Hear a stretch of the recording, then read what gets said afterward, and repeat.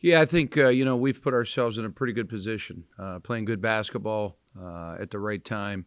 It's a long year, Joel, so there's 12 games left. I think the big thing is understand where you're at, where you're trying to get to, and then the steps that you have to take to get there along that journey. Kind of off of that, obviously some more hype this year. Just how do you manage that as a coach, and how do you feel the roster's kind of handled the additional exposure this year? Yeah, I don't get too caught up in that stuff. We haven't done anything yet. We're tied for first with three other teams. I mean, that's the reality. So there's a lot of games left. It is as good as it is right now. It can go south in a hurry if you're not preparing. You don't have some humility.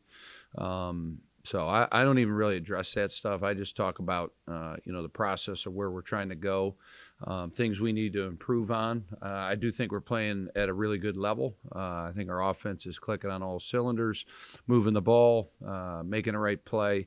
Defense has been good the last 3 or 4 games, but it's been, something we've had to improve on all year. So we got to keep getting better on that side of the ball. Kind of off of that, just where have you seen improvement specifically defensively? What things are the players doing that have kind of started to close that gap? Yeah, I think keeping teams off the glass. Basketball and sports, it's all about possession. So they shoot the ball, we got to rebound it. Not letting them get extra possessions. Getting back and fixing our defense in transition. We talk about that quite a bit. We want to force 3 passes in transition on defense. That'll allow us to fix it. They can't play with that advantage. I think, our communication has been really good. I think Adrian Nelson's one of the best defenders in the conference in the pick and roll. Everybody runs pick and rolls. He's really good. Whether we're in drop, whether we're in ice, whether we're in string, whether in switch, he's as good as pick and roll defender from the forward position as I've seen. And he really makes that part of our defense really elite. Jerrod, are these games just ordinary games now with 12 to go? We talked about the magnitude of each game, and the basically the life that we have left with this team. You only have so many games, so many months, so many weeks as a team. There's only 6 weeks left in the regular season, and then 7 would be the tournament. So there's 3 seasons, right? There's the preseason where we went 8-3. There's the conference season, and then the postseason. So I think we're right in the thick of things, Dana. We're trying to move up the ladder. Obviously, we're 14-5. Second best start or tied the first best start since Coach Peters, right? So people are going to talk. That's going to be a narrative, but we need to let our work do the talking. We got to have a Youngstown mentality. We got to keep working. Understand, hey, we're excited where we're at, but this isn't the end result. Is this uncharted territory? I mean, for a lot of these guys? Yeah, I think so. For these kids in this group and in this basketball program, yes. But I do think Dwayne Cohill being at Dayton, being on the #1 team in the country, Adrian Nelson, part of 2. NCAA tournaments at Northern Kentucky. We've got guys on our roster that have won. But for this particular group, it certainly is. We brought in 4 transfers. We had 8 returning guys back. So we've done it with a blend, right? It's kind of amazing that we're #1 in the country in points per possession, and we're pretty much top 10 in the country in every statistical category on the offensive side. It's probably the best offense since Valpo and Butler, right? If you look historically at the offensive numbers inside this conference. So I think there's a real commitment to share the ball. Our assist numbers have been very high. So you just got to keep playing the right way, Danny. You got to make the right basketball play, make the simple play. And then you don't know what kind of waters you can get into. As you keep winning, your numbers look better, your net looks better. But a lot of these teams are right there with us. We're in a 4-way tie. You're averaging 85 points a game. Your nearest competitor, I think, is Wright State, who's 6 Are you surprised at margin that you guys are averaging 85 and the nearest one is 6 points below? Yeah, I mean, typically over the years, there's been a couple teams right around 80. I thought we could get there with this group. What's improved is our passing. Our passing the last 3 or 4 games has really improved. Big assist numbers, low turnover numbers. There's where you're seeing, the difference in points from, 78, 79, 80 to 85 and, game of there at 100.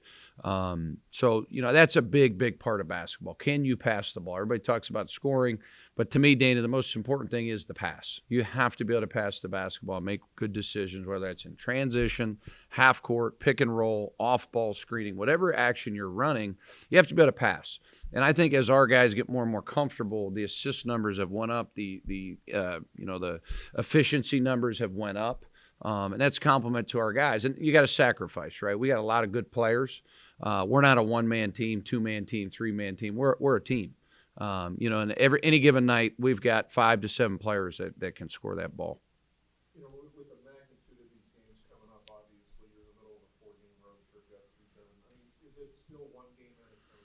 Yeah, Green Bay historically has been a hard place to play. The Resch Center's enormous. It's a beautiful facility.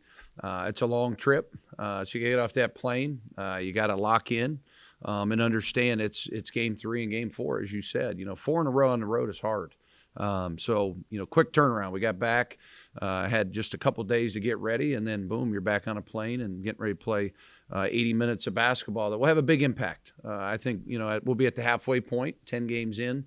It'll be really interesting to see where the teams are, but we got to worry about where we're at when we get back from this trip. In terms of Green Bay, obviously a program that struggled this year, but just what things will you need to be ready for with them, and what will they do to come at you? Yeah, style of play. I think their numbers are a little misleading. In the conference, they're really shooting the ball. Non-league compared to the conference numbers are totally different. They got a lot of guys shooting the basketball from 3-point. They were in a 5-point game at Cleveland State, 10-point game at Fort Wayne. I think they're playing really good basketball.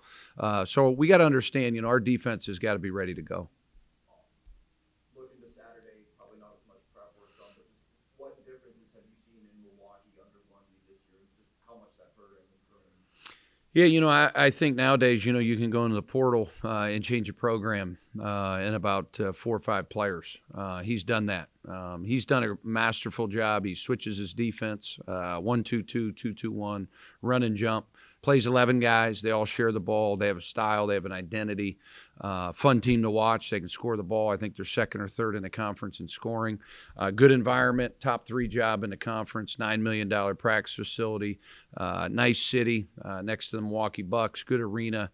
A lot of really good things with that program. And I think Bart has done a masterful job of turning that thing quick. But I think you can do that now. Jerrod, no matter what happens Thursday, the emotional, how does that change, when you have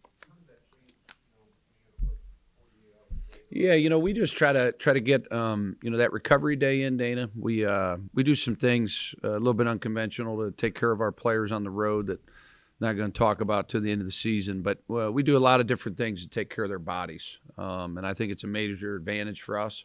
We need to play a lot of guys. I think we've learned as a coaching staff on Thursday, you got to play more guys. We got a good bench. We got to trust those guys. We got to get them in early. We got to be good on our rotations. I got to do a much better job of sub patterns. Really study that with a man down in Shamar. So you're really juggling Bryce and Dwayne at that point guard position. I'd love to have a third. So we do have fresh legs on Saturday because that place is going to be rocking. It'll be a hostile environment. The last 2 crowds have been awesome at Milwaukee. I think over 3,000. They got the floor seats. They got a nice setup there and a great student section. I think they bus them in. They do some sort of promotion there with their students. Do a nice job. So it should be really neat. On the note of Bryce, just why he's been able to come back into the starting lineup and assume that point guard role, and he's really excelled. Yeah, I told him he didn't have a choice. To be honest with you, Joe, he kind of liked that role coming off the bench. He doesn't have a choice at this point, so he's really embraced it. Bryce is a great kid, curious kid, wants to get better, studies the game. One of my hardest workers that I've got. He's gonna have a great second half of the season. He's playing at a high level right now. What was the process of getting him here, like when you found him in the boardroom? Coach Chin did a great job. Chin knew some people at Eastern Michigan. We did our background on him. We really like what we saw. We brought him in, him and his mom. Phenomenal lady. We really hit it off on the visit, and just felt like he and Dwayne and Brandon would be a heck of a 1-2-3 punch. The way I want to run our program is 3 guards that can do a little bit of everything. Right? They can get to the rim, they can shoot threes, shoot mid range, pass the ball, be very very hard to guard. I want my forwards to be very skilled, be able to shoot threes, be relentless on the glass, play a lot of guys, and that's kind of how we do it. Our portal If you look at our portal kids, they've been unbelievable. We've had 5 kids. Tevin Allison's playing overseas. Dwayne will be a professional. I think Bryce will have a chance to be a professional.